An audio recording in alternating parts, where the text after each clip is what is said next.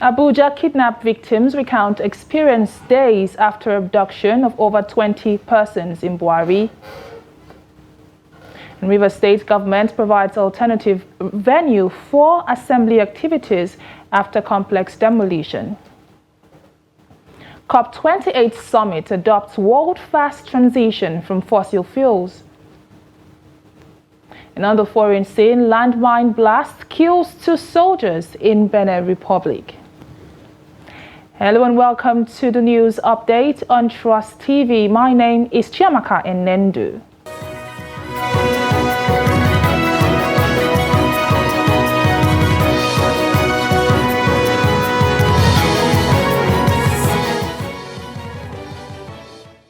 Nigeria's capital city has been inundated with security challenges, which continues to undermine the safety of lives and properties. A recent kidnapping in Day area of Buari has unsettled residents following the abduction of over 20 persons. In this report, Noel Sampson speaks to a survivor and community members on the aftermath of the attack.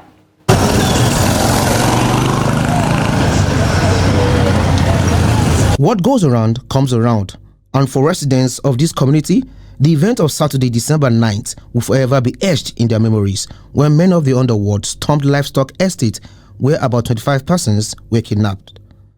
Among the 24 kidnapped, these survivors are sharing the details of the traumatic experience as they recount the sequence of attack. I was actually on a bike, so at the entrance of the estate, a group of men just approached me and the bikeman and aggressively asked me to come down from the bike. So I did, and what shocked me was that 1 or 2 of them were on camouflage.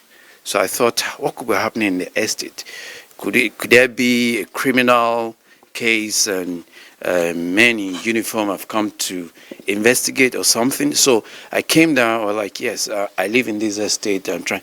So immediately I came down. They just, gestured to me aggressively and asked me, go over there.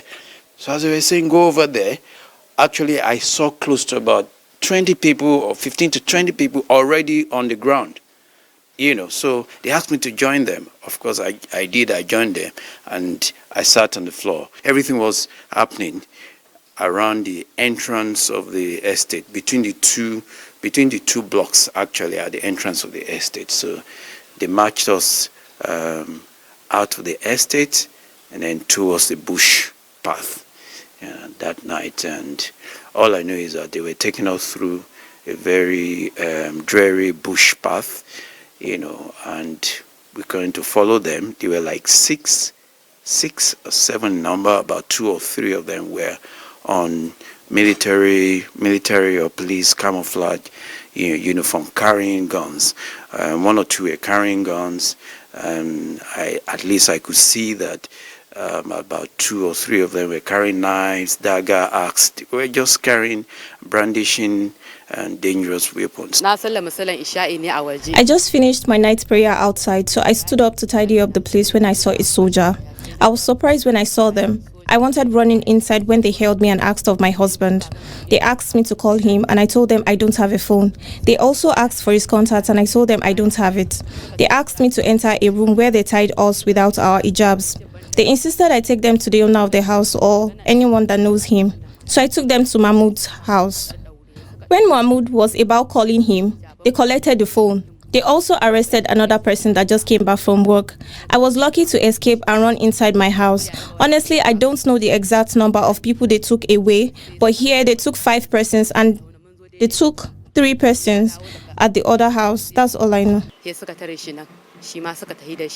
Speaking of the recent attack, the community leader highlights the security gaps in the area while calling for a robust security system that can guarantee the safety of life and property in the FCT. This is the first time. I'm calling government to intervene for this issue, to come and look this our village, entering our area to make sure here we are here in peace, because this thing is not good. It started from local government to national to make sure they intervene for this problem. There's one of my neighbor who they took his poor child. His poor child is with them. So according to the information they have called yesterday, that they should bring the food for the child. And exactly what they did, they have taken the food to the location where they're asking for. Someone spoke with them yesterday. They are demanding for 40 million for each person, according to what I've heard. The recent kidnapping in Dede is emblematic of the growing security challenges in Nigeria's capital city. Despite efforts by the Nigerian police to reassure citizens of adequate security, the public anxiety over security challenges remain palpable. The FCT Police Command did not comment on the attack but restated its commitment to maintaining law and order across Abuja. Noel Samson, Trust TV News, Abuja. And residents of Tundunbiri have distanced themselves from the said court case instituted by an individual against the federal government in regards to the drone attack that occurred at the community. The members of the community said that at a meeting with the governor of Kaduna State at the Sakashim Ibrahim House, Kaduna. We will bring you updates on this in our subsequent bulletins. And moving away from that now, at least 10 persons have been abducted by armed bandits in an attack on Zurmi town, the headquarters of Zurmi local government area of Zamfara State. The bandits invaded Zurmi town on Tuesday evening, shooting sporadically as residents were forced to scamper for safety. And troops of Operation Handarin Daji deployed to the town engaged in a terrorist in the heavy gun duel, which lasted several hours. A resident of the area said 10 persons were abducted during the attack, including a nursing mother and a newborn baby. The Zamfara State Police Command has not released an official statement on the incident. Troops of Exercise Golden Dawn, the third in conjunction with personnel of the Nigerian Navy, the Nigerian Police Force and local vigilante operatives have raided camps of the indigenous people of Biafra and its armed affiliates, the Eastern Security Network in Zamfara State. In Anambra State, I beg your pardon, and during the raid operations, the troops cleared and destroyed indigenous people of Biafra and the Eastern Security Network camps. One of the terrorists was naturalized during the operation, which others escaped with gunshot wounds, and one pump-action rifle was recovered. And similarly, on Saturday, the 9th of December 2023, troops of patrol along Oshumo-Ukpo Road in Ihiala local government area came in contact with militants, forcing them to abandon their location. Exercise Golden Dawn III was recently flagged off in the eastern region to complement the security architecture of the region during and after the Christmas period. And following the numerous cases of attacks on residents and travelers who use the Okwigwe Road in Imo State, residents are calling on security agencies, especially the police, to deploy a more proactive measure towards taming those who are perpetuating the nefarious activities. And in this report, Ajibade Praise brings us the views of some of the residents as they narrate their ordeal. The report. Okigwe axis of the state is one of the troubled local governments in the state when it comes to insecurity. The local government located in the northern part of Imo borders Abia and Enugu states. For some time now, most residents in the local government lives in fear. The Hausa community, like many other communities that have suffered from the activities of these men of the underworld, appears to be the most hit. Countless times, they have lost their youths who are into commercial motorcycle operation, with their motorcycles being taken away. The challenges we have before is about the killing of our people. They have killed a lot of people for us. More especially Okada Rider. There is many streets that our people can go. Because 4 to 3 months ago, they are doing our boys collecting Okadas and all that, but now everything is normal. Okay. And the issue is very normal, but the grace of God, we know so, everything. We stop that. Most especially our Okada being victims of some circumstances. Okay. But as of now, we thank God that everything is going on now. However, with the current approach by the police commissioner, they are hopeful that help has finally come their way.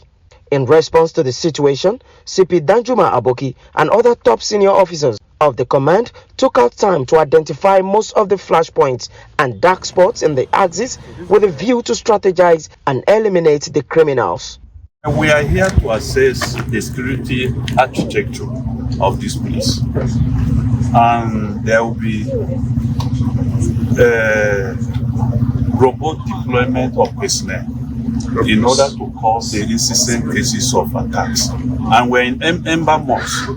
We want the road to be crime-free. As part of efforts to build confidence among residents and ensure the security of their lives and property, the police patrol various markets, both big and small, within the zone. The CP, YART 34 Brigade FOB in Okigwe, said his command is in synergy with the army, assuring that sooner than later, the hoodlums wreaking the havoc will meet their Waterloo. And the relationship between the military and the police has been very cordial, very cordial. They have been calling my personnel, the area commander and himself too, if there are any distress call, the contact we have been assisting. With the synergy among the sister agencies and the reassurance of the police, it is hope that the Imo residents, especially those in Okigwe axis, will now enjoy a peaceful atmosphere and go about their normal lives, especially during the Yuletide. Ajibade Praise, Trust TV News, Owerri. And the Rivers State government says the decision to demolish and build the Rivers State House of Assembly complex was due to the structural defect, which arose mainly as a result of the recent explosion and fire incident, which rendered the main building unfit for human use.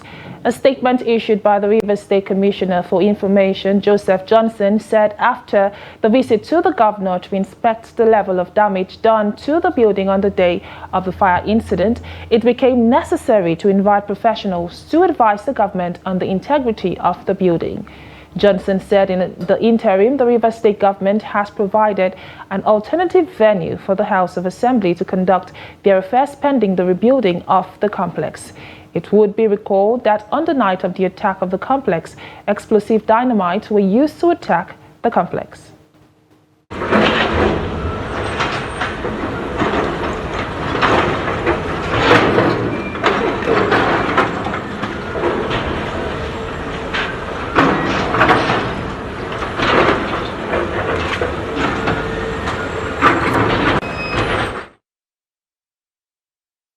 And earlier, the Speaker of the Rivers House of Assembly, Ehi Edison, had declared vacant the seat of 25 lawmakers that defected from the People's Democratic Party to the All Progressives Congress.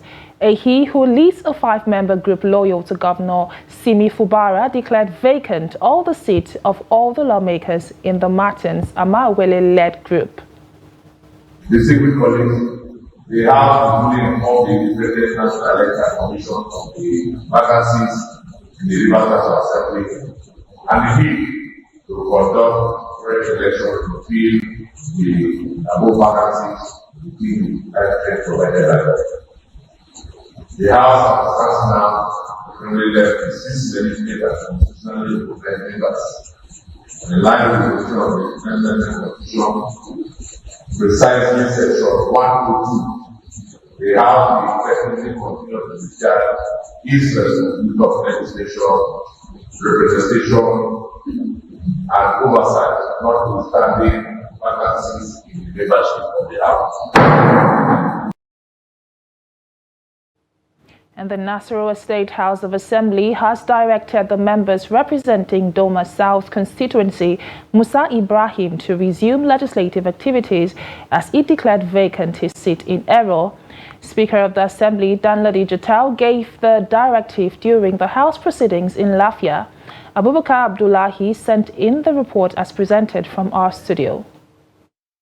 The seat of the member representing Doma South, Musa Ibrahim, alongside those of the former speaker representing Umasha and Tutu, and the member representing Kina constituency, were last week declared vacant by the Assembly following the nullification of their elections by the Abuja Division of the Court of Appeal. But during the Assembly session, the House said Doma South seat was declared vacant in error because it is not in receipt of any communication that would stop the member representing the area, Musa Ibrahim, from performing his legislative function.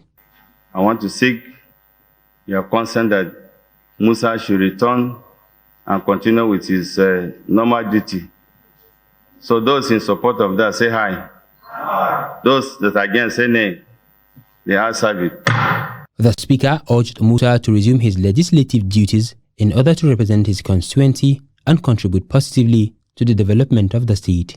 In a related development, the Speaker of the House, Danladi Jatau, has sworn in a PDP member-elect for Umasha Ugia constituency, Ibrahim Saad, following the judgment of the appeal court in Abuja, which declared him the winner of the election against the former Speaker. I, Ibrahim Abdullah Saad, do solemnly swear and affirm that I will be faithful and bear true allegiance to the Federal Republic of Nigeria, and that I will preserve, protect, and defend the Constitution of the Federal Republic of Nigeria. So help me God. The Speaker, while congratulating Saad, urged him to give the House maximum support as members are united in the House irrespective of their political parties. And meanwhile, the chairman of the People's Democratic Party in Plateau State, Chris Hassan, has insisted that the party did not disobey any court orders in conducting elections into the state executive body. Speaking to journalists at the party secretariat in Jos, the chairman said the party's congresses were held in accordance with the PDP guidelines, with adequate supervision from representatives of the national body. There has been controversy on the issue of whether elections were conducted by the party as directed by the State High Court, which has been the determinant by the Appeal Tribunal for the sacking of elected National and State Assembly members of the party in the state. However, Hassan said the party adhered to the order of the court in all its activities. And you're watching News Updates on Trust TV. Still to come. Fire destroys 17 offices in Kano, property worth 19 million naira in Kwara. And more news when we return. To stay tuned.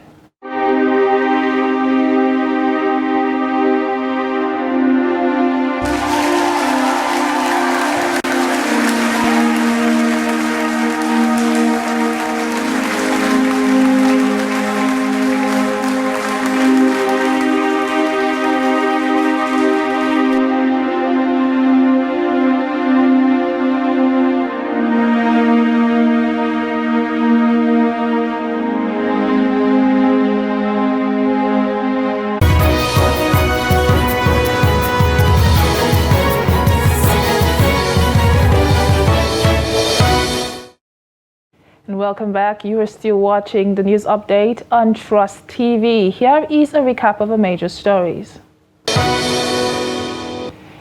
Abuja kidnapped victims recount experience days after abduction of over 20 persons in Buari. And Rivers State government provides alternative venue for assembly activities after complex demolition. Moving on, the story of the Economic and Financial Crimes Commission has declared a former Minister of Power and Steel, Olu Agunloye, wanted over alleged $6 billion fraud. Agunloye served under former President Olusegun Obasanjo between 1999 and 2003. The anti-graft agency made this known through a notification posted on its Facebook account, appealing that anyone with information about his whereabouts should report to the agency or the police. The anti-graft agency had invited Agunloye for questioning over his role in the $6 billion Mambila hydropower contract, but he did not honor their invitation. And while Agunloye was serving under the ex-president, the Mambila power project was approved, but allegedly without the approval of the Federal Executive Council. In an interview, Obasanjo insisted that he was not in the know of who awarded the contract, and he had challenged Agunloye to tell Nigerians where he derived the authority to award a $6 billion contract to Sunrise Power and Transmission Limited in respect of the project in 2003. In his response, Agunloye said the nature of the initial contract for the Mambila Power Project was awarded as a build, operate and transfer contract in May of 2003 under his watch. And the Kano State Fire Service has confirmed that an early morning fire on Wednesday gutted 17 offices in Gwale Local Government Secretariat. The police Relations Officer of the service, Saminu Abdullahi, who confirmed this in Kano, said the ground floor of about 300 by 200 feet used as an office and others totaling 17 were completely razed down. He also said a 406 Peugeot, one Hiace bus, and a station wagon ambulance were slightly burnt. He assured that the service was investigating the cause of the fire. And fire outbreak has destroyed properties worth millions of naira in Ilorin, Kwara State capital on Tuesday evening. The fire outbreak was reported at Zion Overcomer opposite to Duro Suleiman House, University of Ilorin Road in Ilorin South local government area of the state. The incident was reported at about 5 p.m. on Tuesday and was eventually subdued by firefighters, preventing further spread to facilities in the area. 7 shops were affected by the fire, according to the spokesman of the State Fire Service, Hassan Adekunle. And there was, however, no record of casualty, while the cause of the fire was attributed to a power surge. The Director, Kwara State Fire Service, Prince Falade John Omuyiwa, called on the public to observe and practice safety and other safe measures during this period, with fire outbreaks becoming more regular. And he also encouraged the public to call emergency services in times of need.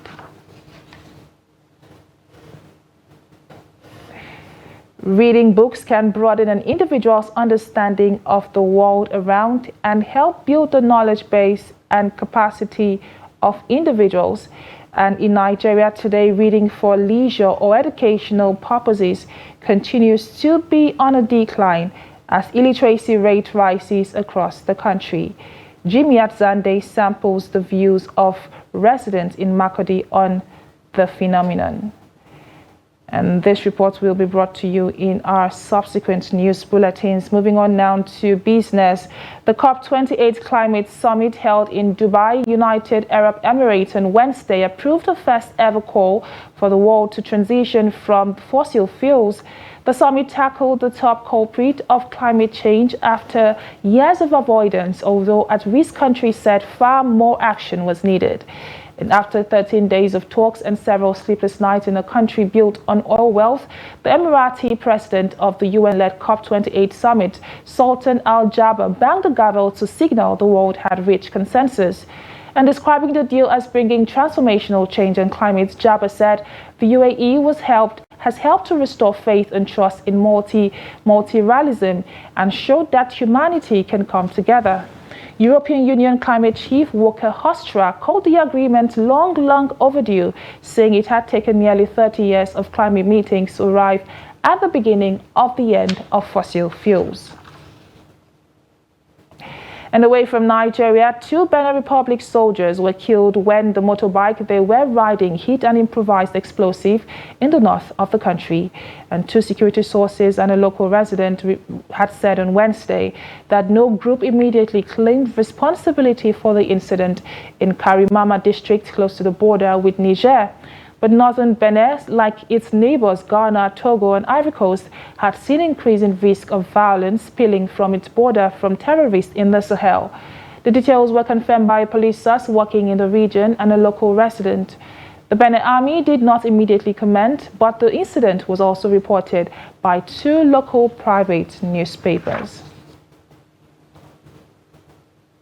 And now to sports. The Kaduna State Para Soccer team on Tuesday defeated their Plateau counterpart 4-2 to clinch the 3rd place in the Para Soccer at the Para Sports Games, which started on December the 9th and ended on December the 12th in Abuja. The match was played at the Moshood Abiola National Stadium.